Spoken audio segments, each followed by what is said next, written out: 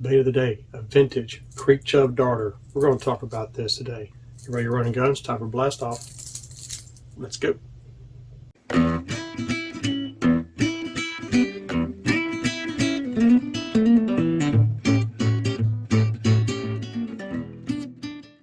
Hey guys, Todd here with you. Welcome back to Bassin 101.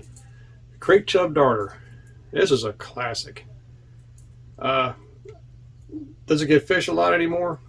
Nah, not really. I mean, not a lot of people fish these things. This is a plastic version. The originals were wood, and there's something about the old wood ones like that. Only problem is they crack, and you better clear coat them or if you want to use them, because they're just going to soak with water. But the plastic ones work just fine too. They're also just a little bit heavier. There's three different sizes. You got the little bitty one, and you've got the standard, which is about 2.5 inch, which I'm sure a lot of you guys probably have. I threw those as a kid. And you got the standard size. That's about a 3.5 inch model right there. I've got long shank. Must have triple grips on here, KVDs. Long shank because if they do strike short, they can get a hold of those hooks. I don't like a short shank hook on topwater bait. I like a longer shank so it gets a little bit better bite in case they want to just nip at that thing. And always put some kind of split ring or a very small snap or a loop knot, because it's going to give you better action on these things. You can tie right to them. It's just your personal preference. I like to have something on there so that bait stays loose. The retrieval of these things, some people say that they swim. I think you have to get the movement of the bait and the water pressure just right to give it any kind of a swim like this. Mostly, for me personally, I kind of use it as a top water, where I'll dance it on top. One thing you can do is kind of give it a pull, say a 2 foot pull, and it will allow this to go underwater and kind of dart in one way or another, but it's not going to have the swimming action like you think it will. It just kind of darts and it floats back up. It'll dart, float back up. It's not a what we call a short action bait. In other words, it doesn't take a short span to give it a lot of action. You got to give this thing a lot of water if you want to try to get an action out of it. So do I say it's one of the better topwater baits? No. But it is a cool bait, and it will catch fish.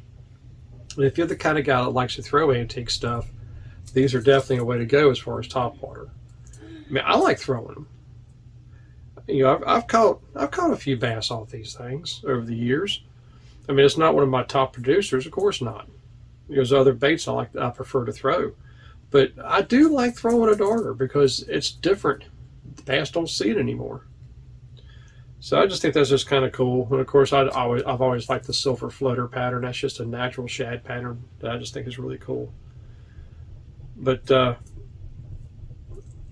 as far as pound test, I wouldn't throw this thing particularly on anything less than, say, 10-pound test, especially since you have a hook right here in the front that if you're trying to jerk the crap out of it, this might wrap over the line. So I would not go anything less than 10. On average, I would stick with 12 to 14. That's just me. That would be my average. That way you've got a little bit stiffer line and it's less likely to get bound up in that front hook. So that's just how I do it. But anywhere from 10 to 14 pound test, you're good. Of course, casting tackle, because this thing here probably weighs close to a ½ ounce. So definitely on casting tackle. As far as putting some kind of a hackle or something back here, or some kind of a trailer on this back hook, I would avoid doing that, because this already has a sluggish action. If you put something on that back hook, it's going to slow it down even more. So I would definitely not put something on the back of this to give it, better attraction or whatever. I wouldn't do that. But there you go. That's the creek chub darter. It's a very simple topwater bait. It's also a very shallow running darting type bait. Just remember, it's not going to have a tremendous amount of action, but if you can get the right water pressure in this lip, you'd be surprised what it can do. But you have to have that right combination, and there's no way of telling when you have it. You just see it have some action. You're kind of like, oh, can I do that again? So it's a fun bait to fish. It is a fun one, and you learn a little bit when you fish it, as far as how to give a lure action and everything else. So it is kind of cool. And this is actually brought to you by a subscriber who wanted me to do an episode on the darter. So that's what I thought I would do. And honestly, that's all I have for this. Standard shad colors is what I'd use. I wouldn't stick with anything. I wouldn't have like a whole tackle box with 20 different colors of this in it. You don't need it. 1 to 2, maybe 3 colors at that. That's it. If you just want this to have something to play with, pick you one shad pattern, leave it at that. But it is a fun bait to fish. It's not one of the high percentage producers, but it is definitely a really cool bait. I would not use this over deep water. To me, this is a shallow water bait. I would say anywhere from 5 to 10 foot. And if you have structure under the water, a good drop off or something, that might be good, but you got to have shallow water.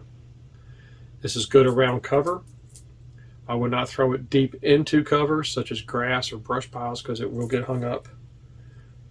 It's not a weedless bait, but definitely shallow water is where this thing shines. So that's all I have today, guys. The Creek Chub Darter. It's a classic, and it's definitely one you might want to put in your tackle box because nobody's throwing these things. So until next time, may the Father bless you and keep you in Yeshua's name, and as always, fish out.